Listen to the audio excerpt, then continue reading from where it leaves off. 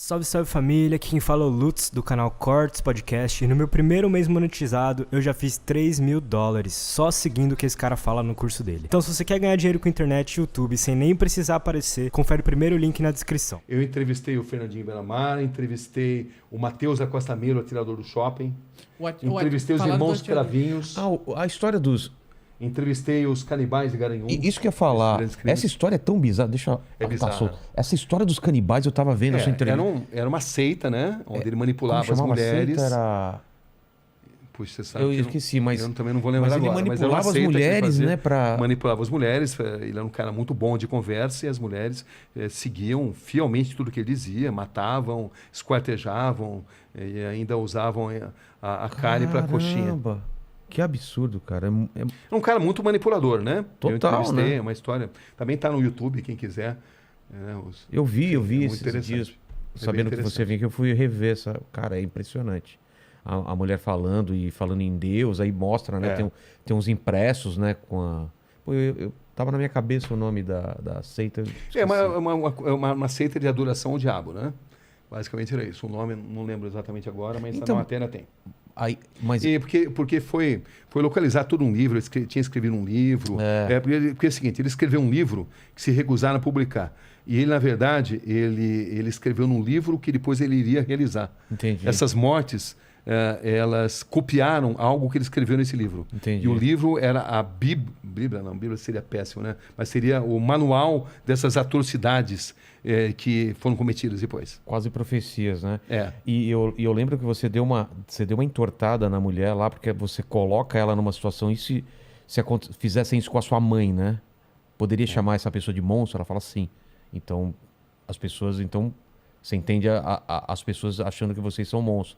E eu achei isso porque ela não percebeu que ia para esse lado a pergunta depois, né? E aí ela se dá conta, né? Quando você está nessas entrevistas, é uma guerra mental. Né? Você vê que eu não levo, como você também não, né? Eu não tem levo papo. anotação. Porque você não pode perder o olho no olho. Exato. Entendeu? Porque o body language, né? A linguagem corporal.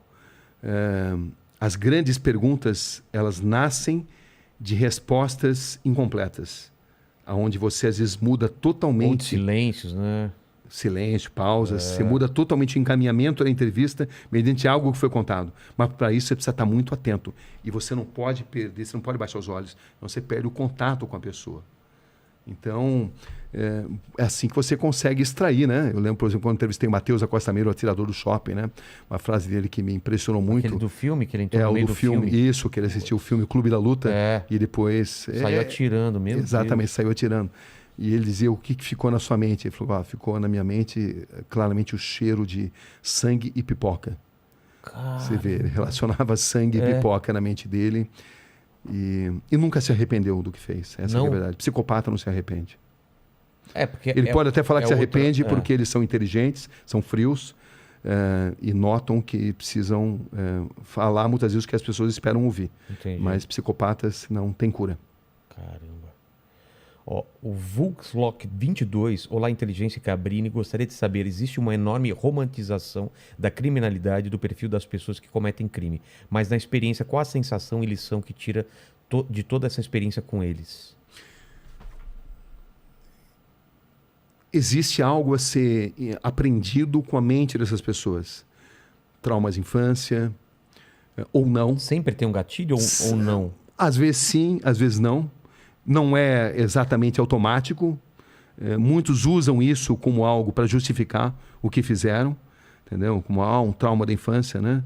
Então você precisa penetrar muito nessa mente, e penetrar na mente de um psicopata é tarefa complicada, mas boa parte deles padece do bichinho, do veratismo, da vaidade, e é quando você consegue extrair muita coisa.